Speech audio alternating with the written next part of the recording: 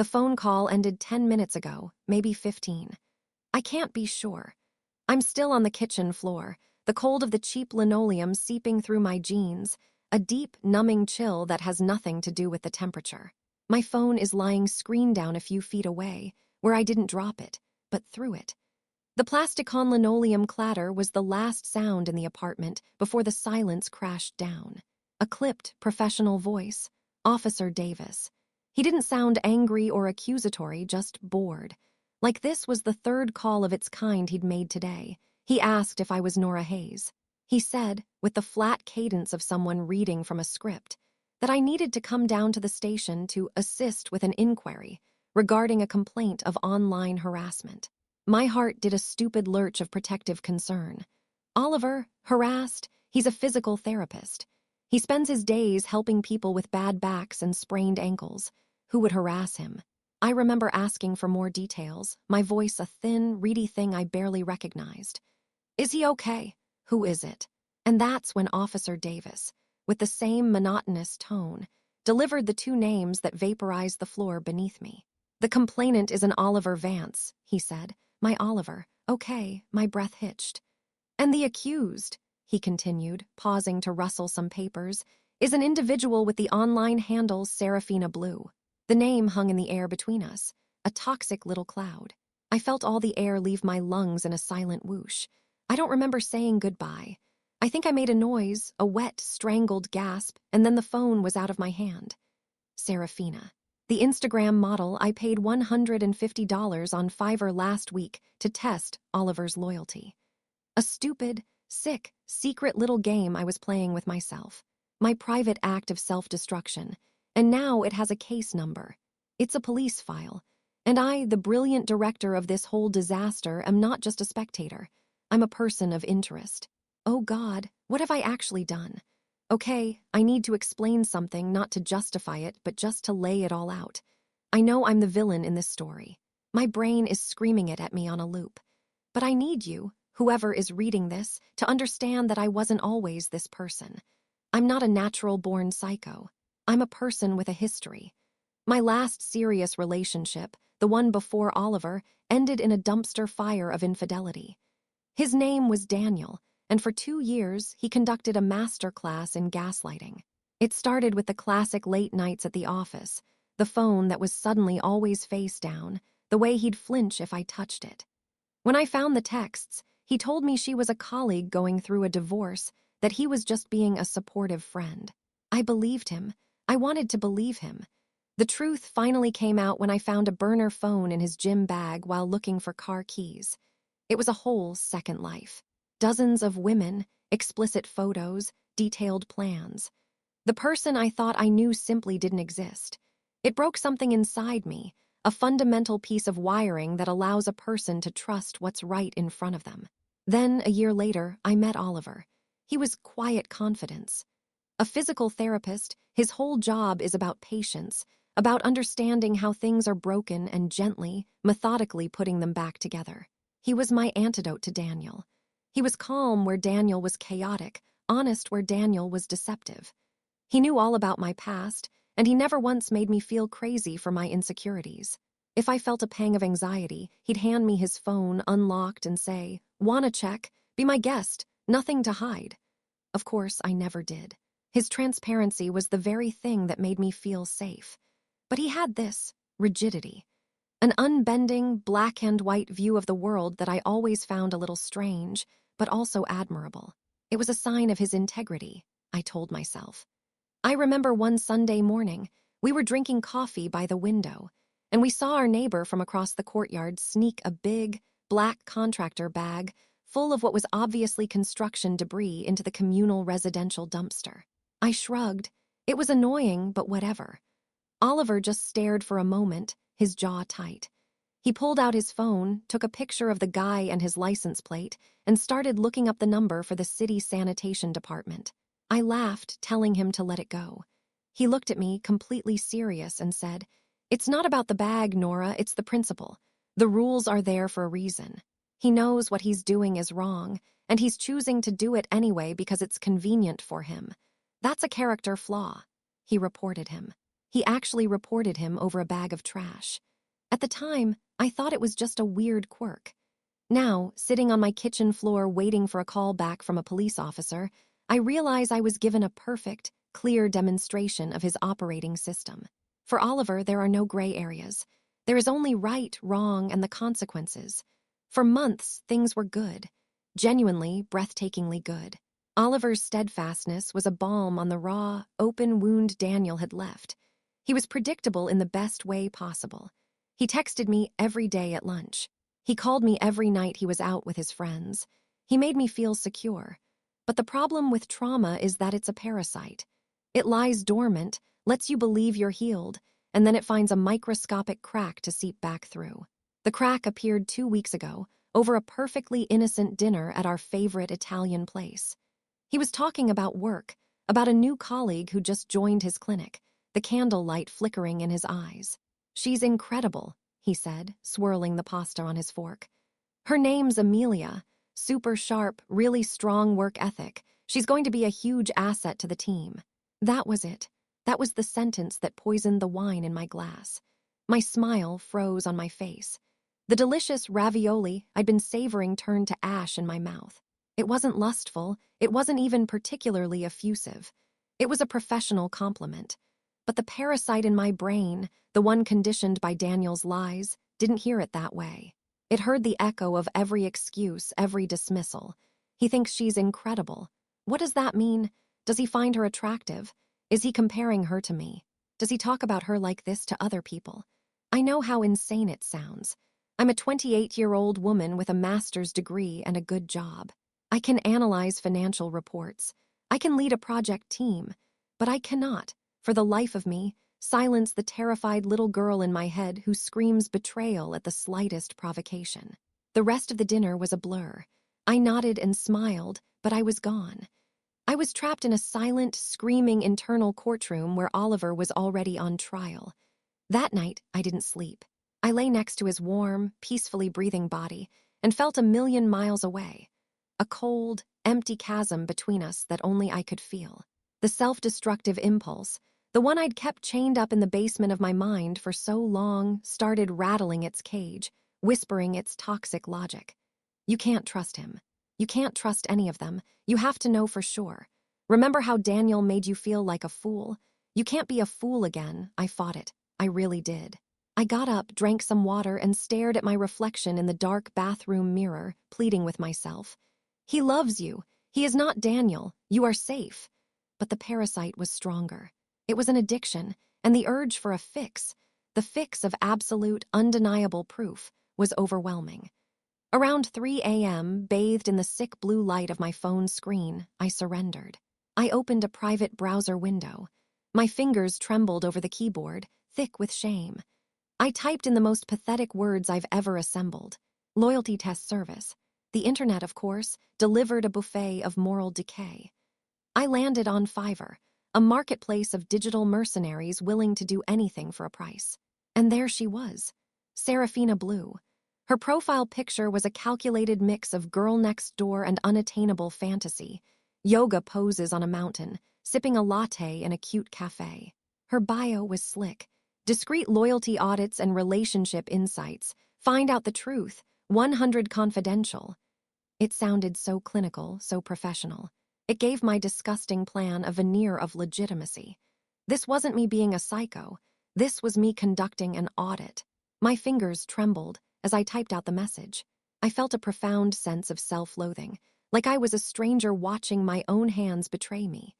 I gave her Oliver's Instagram handle.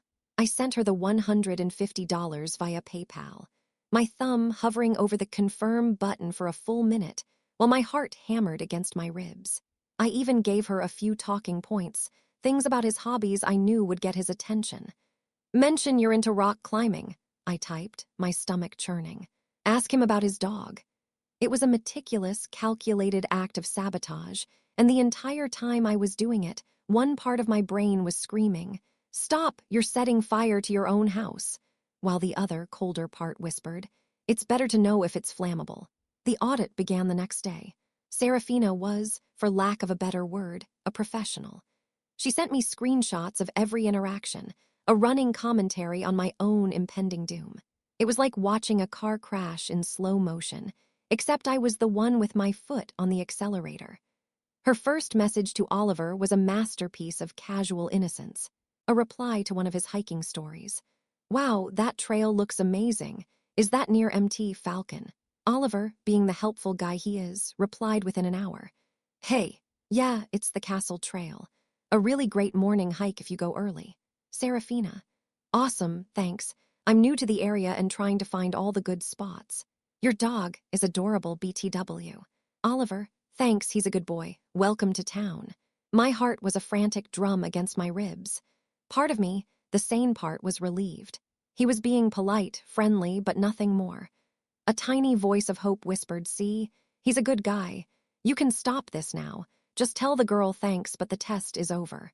But the sick, addicted part of me wasn't satisfied. It needed more. It craved a bigger reaction, a more definitive result. I messaged Serafina. "Be a little more direct." The next wave of messages came that evening. She sent him a direct message, a selfie of her in a sports bra, looking artfully sweaty.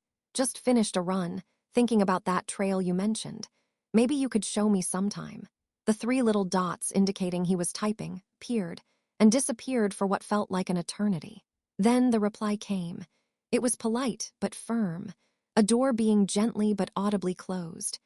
"Thanks for the offer, but I only hike with my girlfriend. We actually have plans to go this weekend. Have a good one." He said it. My girlfriend. He was protecting us, protecting me. I should have felt a tidal wave of relief, of joyous, gut-wrenching shame. I should have called the whole thing off, deleted every message, and spent the rest of my life making it up to this wonderful, loyal man. But I didn't. The parasite in my brain saw a loophole. He was just being polite. He didn't want to be rude. But what if she pushed harder? What if she made it clear she didn't care that he had a girlfriend? I sent Serafina her final instructions, my hands feeling cold and numb. "Push him. See how he reacts when you ignore the girlfriend line." Her next message was blatant. "A girlfriend. That's cute. But she doesn't have to know everything. Does she satisfy you? Or are you looking for a little more adventure?" The response from Oliver was almost instantaneous. There was no hesitation, no three dots, just a single, cold block of text. "Your messages have now crossed a line into harassment. I have a girlfriend whom I love very much. I am not interested. I have taken screenshots of this entire conversation. Do not contact me again, or I will report you to the police." And then he blocked her, just like that. The conversation was over. Serafina sent me a final screenshot of the blank chat window with a message. "Well, I think you have your answer. He's a keeper, lol. Venmo me for the extra push?" I didn't even reply. I just stared at the screen at his final words. "I will report you to the police." A chill went through me, but even then I dismissed it. He's just saying that to scare her off, I told myself. He wouldn't actually do it. It's not that serious. That evening, the air in our apartment felt thick and heavy, charged with a silence I didn't understand. Oliver came home from work later than usual. He didn't kiss me at the door like he always did. He just gave me a tight, tired smile and dropped his keys in the bowl with a clatter that sounded unnaturally loud. My heart started a low, anxious thrum. He knew. He must have somehow found out.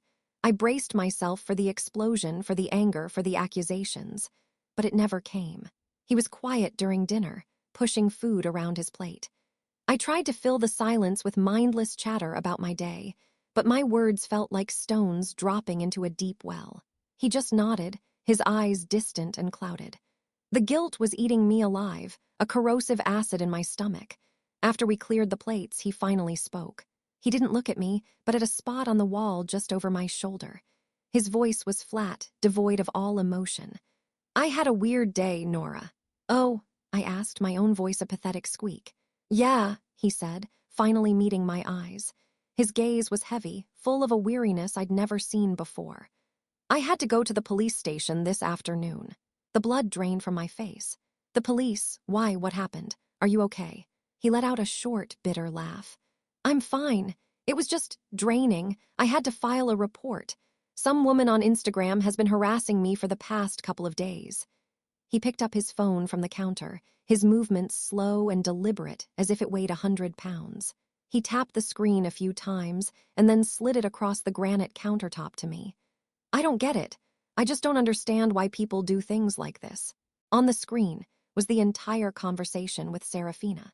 My carefully crafted questions, her flirty replies, his polite deflections, and then her disgusting, explicit propositions followed by his final, cold warning.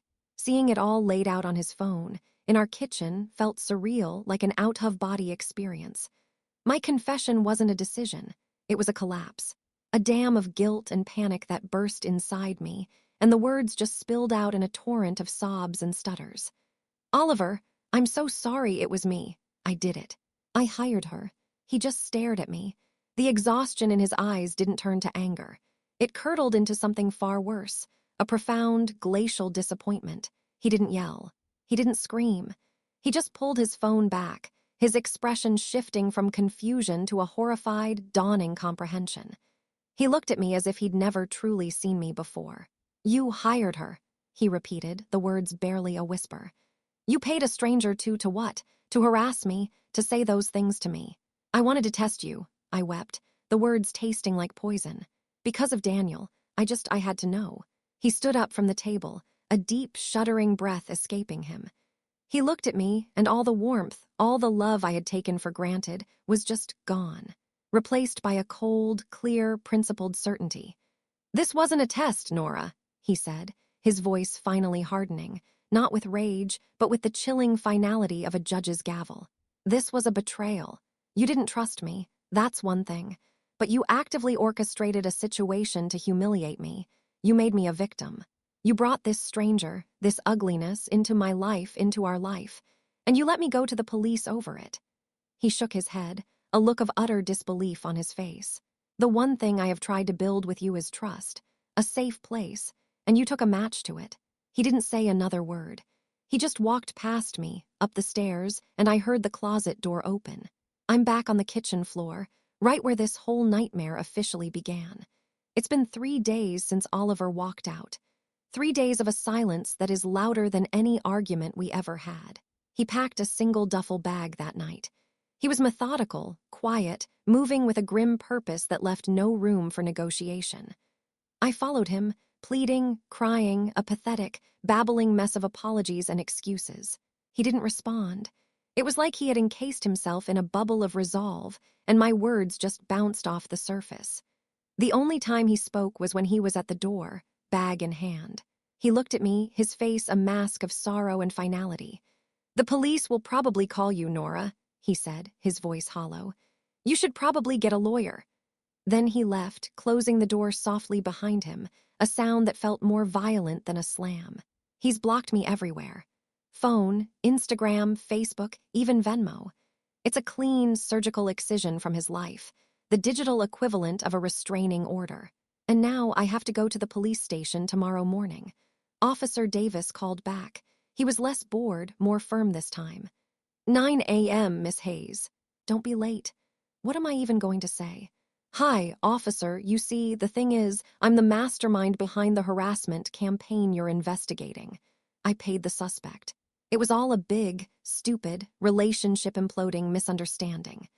Will I be charged? Fined? Will I have a criminal record because I couldn't control the paranoid monster in my own head? The worst part is the endless, looping torture of my own creation. I find myself opening Instagram every 5 minutes, my thumb instinctively going to his profile. It's a barren wasteland now. Every picture of us gone. The trip to the mountains, my birthday dinner, the silly selfie with his dog, all erased, as if our 2 years together never happened. His profile picture is no longer the one of us smiling, but an old one of just his dog. The bio that used to say Nora's other half is now blank. He hasn't posted anything new. Not a story, not a picture. But the blankness is a message in itself. It's a void where our life used to be. Every time I refresh the page, a sick, hopeful part of me expects to see something. A sign, an angry post, a sad quote, anything to show that he's feeling something other than the cold, decisive need to erase me. But there's nothing. Just a clean, white, silent digital space. I am haunting a graveyard I designed myself, refreshing a page that will never update for me again, waiting for a judgment from the police and a verdict of silence from the man I destroyed. This is my hell, the one I paid $150 to build.